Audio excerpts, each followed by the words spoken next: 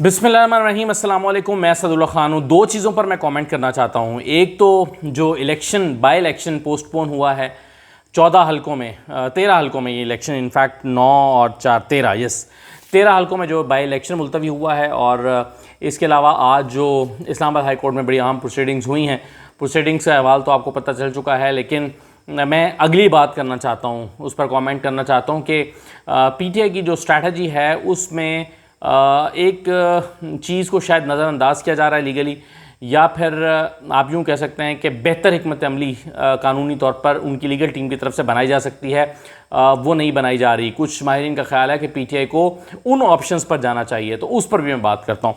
पहले तो देखिए, आज जो इमरान खान साहब की मुआफ़ी कबूल ना करके इस्लामाबाद हाई कोर्ट ने फैसला किया कि जी प्रोसीडिंग्स को आगे बढ़ाया जाएगा और 22 तारीख को उन पर फ़र्द जुर्म आयद होगी 22 सितंबर को, और इमरान खान जो है उन पर फ़र्द जुर्म लगेगी।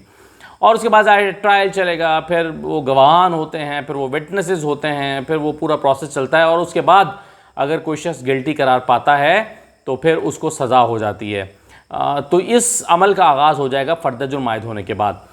लेकिन कुछ कानूनी माहिरीन से मेरी बात हुई है, उनका ख्याल है कि तहरीक इंसाफ की लीगल टीम जो है उसको तौहीन अदालत का जो मामला है ये सुप्रीम कोर्ट में चैलेंज करना चाहिए, और इसको इसी मकाम पर सुप्रीम कोर्ट ले जाना चाहिए। वो ले जा सकते हैं, क्योंकि इसको लार्जर बेंच सुन रहा था, तो लार्जर बेंच के इस फैसले के ख़िलाफ़ कि जी उनकी जो मुआफ़ी है उसको कबूल ना करके, या उनकी वजाहत को कबूल ना करके, या उन्होंने जो इज़हार शर्मिंदगी अपने जवाब में किया है उसको कबूल ना करके, और फिर इमरान खान ने कहा कि जी मुझे बोलने की इजाज़त दें, मैं अपना नुक्ता नज़र वाज़े करना चाहता हूँ, उनको भी नहीं सुना गया।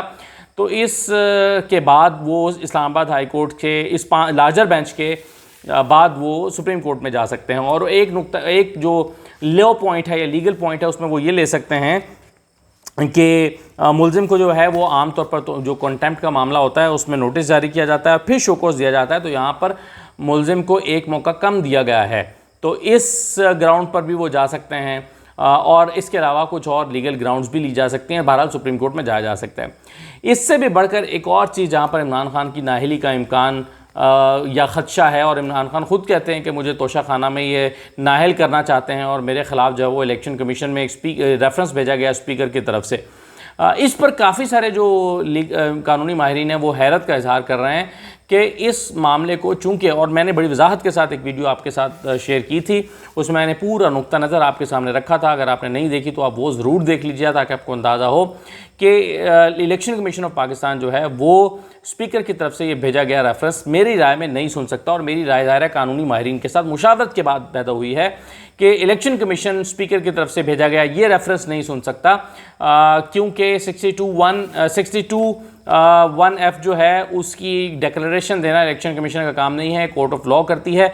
और इलेक्शन कमीशन ऑफ पाकिस्तान चूँकि कोर्ट ऑफ लॉ नहीं है, और ना ही स्पीकर 62(1)(f) की डिक्लेरेशन के रेफरेंस भेज सकता है, और ना ही इलेक्शन कमीशन उसकी डिक्लेरेशन दे सकती है, तो इसके बावजूद इस प्रोसीडिंग का हिस्सा बन गई है पाकिस्तान तहरीक इंसाफ इलेक्शन कमीशन में, जबकि उनको ये लगता है कि उनके साथ यहाँ पर इस फोरम पर इंसाफ नहीं होगा। तो ऐसे में वो इसको चैलेंज कर सकते हैं सुप्रीम कोर्ट में जाकर, तहरीक इंसाफ की तरफ से इसको चैलेंज किया जा सकता है, और ये पॉइंट लिया जा सकता है कि चूंकि इलेक्शन कमीशन इसको सुन ही नहीं सकता, ये जो स्पीकर की तरफ से तोशाखाना का रेफरेंस नाअहली का भेजा गया है, तो चूंकि इलेक्शन कमीशन इसको सुन ही नहीं सकता, इसलिए हम आपके पास ये दरख्वास्त लेकर आए हैं कि इलेक्शन कमीशन को इस पर कार्रवाई करने से रोका जाए। तो ये भी नज़रअंदाज किया गया है तहरीक इंसाफ के की जो लीगल टीम है उसकी तरफ से, और प्रोसीडिंग्स का हिस्सा बन गए हैं, जिसमें इम्कान बहुत कम है कि इनको कुछ मिलेगा इलेक्शन कमीशन से। तो जब खुद इमरान खान को ये लगता है कि इलेक्शन कमीशन बाइस्ड है और इस इलेक्शन कमीशन से इनको नाअहल कराने का मंसूबा बनाया गया है, तो फिर हैरत की बात यह है कि ये मामला लेकर वो सुप्रीम कोर्ट में क्यों नहीं गए हैं, और इसकी अपील इलेक्शन कमीशन के इस इक़दाम की अपील क्यों सुप्रीम कोर्ट में नहीं की है। तो ये जो है वो खैर मेरा नुक्ता नज़र है। और दूसरा, अगर आप PPC 505 निकाल के पढ़ें तो उसका जो लुब्बे लुबाब है वो ये है कि simple threat is no offence, यानी ज़ुबानी जमा तफरीक की है, ज़ुबानी कलामी चलते फिरते आपने कह दिया, और वो ट्रू सेंस में धमकी नहीं है किसी को जान से मारने की, या किसी को नुकसान पहुंचाने की, या कुछ इस तरह की वो बराह रास्त धमकी नहीं है, तो वो जो एक सिंपल थ्रेट है तो वो कोई ऑफेंस नहीं है। तो इसको भी बुनियाद बनाकर जो है वो आज जो फैसला हुआ है उसकी बुनियाद पर सुप्रीम कोर्ट जाया जा सकता है कुछ कानूनी माहिरीन की राय में, जिनसे मेरी बात हुई है। तो हैरत की बात यह है कि अभी तक तहरीक इंसाफ की जो लीगल टीम है वो सुप्रीम कोर्ट का फोरम इस्तेमाल क्यों नहीं कर रही है। ये तो हो गया एक नुक्ता। दूसरा जो आज बड़ी इंपॉर्टेंट डेवलपमेंट हुई है, और डेवलपमेंट ये हुई है कि जी 13 हलकों का जो ज़िमनी इलेक्शन है उसको मुलतवी कर दिया गया है और तारीख नहीं बताई गई, और वजह बताई गई है सैलाब।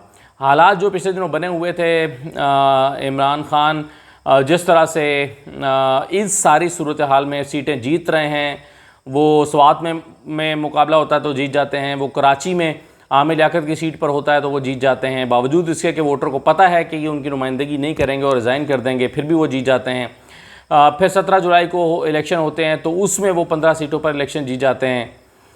तो इस सूरत हाल में कयास ये था, लग ये रहा था, जो दावे थे और सर्वेस थे वो ये बताते थे कि इमरान खान को बहुत ज़बरदस्त इसमें कामयाबी मिल सकती है। और आप देख रहे हैं कि बलदियाती इंतखाबात भी कराची में बार बार मुलतवी हो रहे हैं।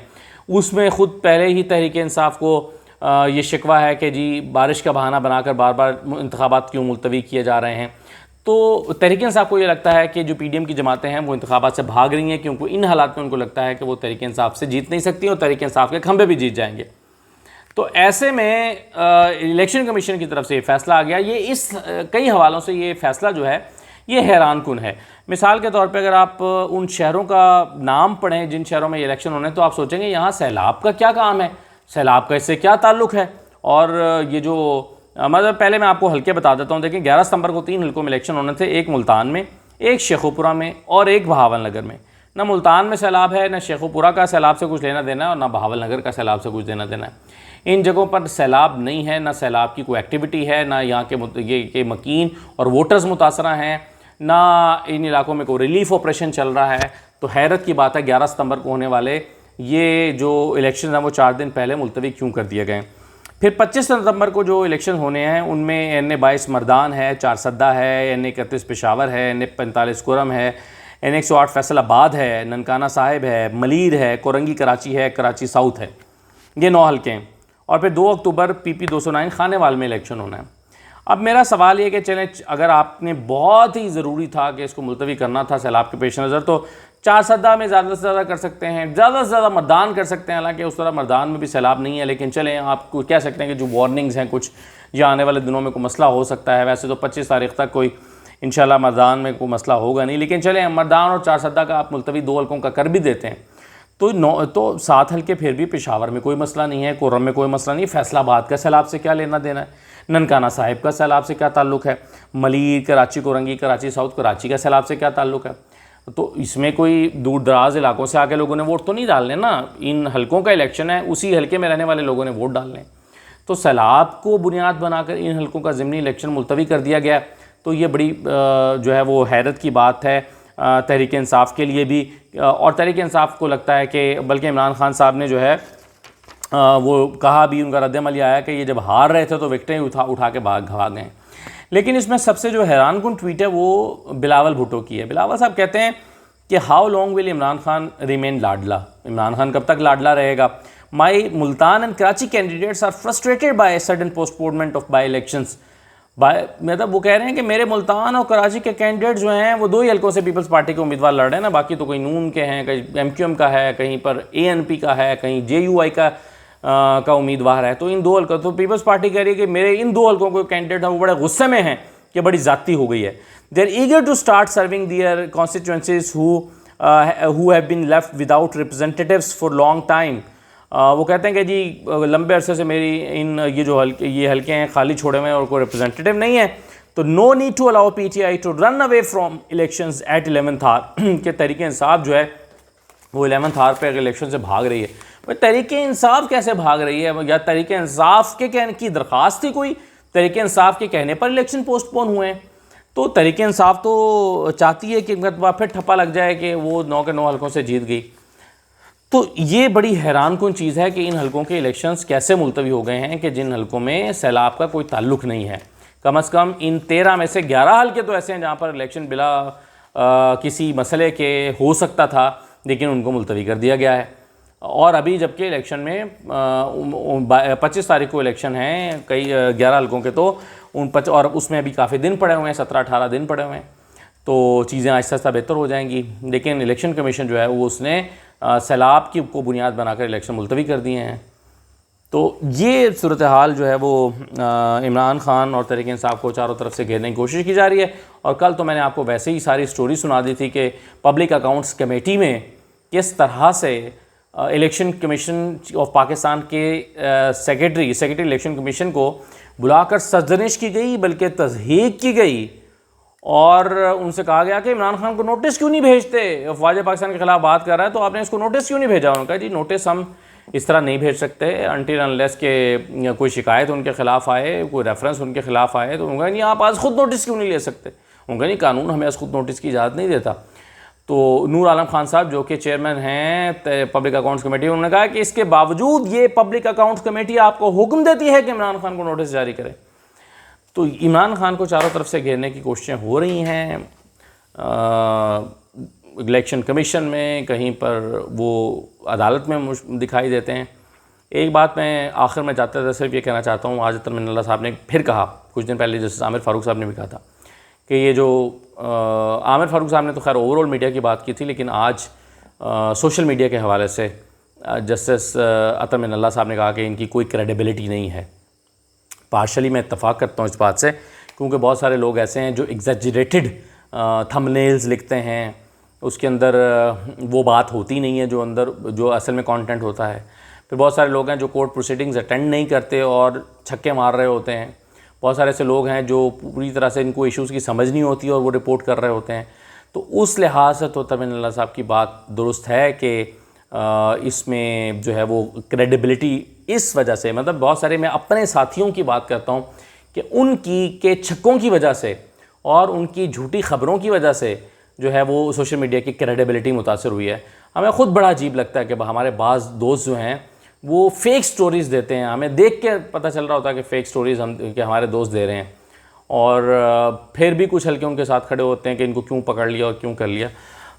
तो झूठी स्टोरीज़ देने वाले जो हैं वो उनको और सोशल मीडिया पर सही तज्जिया करके सही ख़बरें देने वालों को अलग अलग करके देखना चाहिए। जैसे कि मेन स्ट्रीम मीडिया में भी कई ब्लैकमेलर्स हैं, कई काली भेड़ें हैं, ऐसे ही सोशल मीडिया पर भी कई अच्छे लोग हैं जो क्रेडिबल हैं।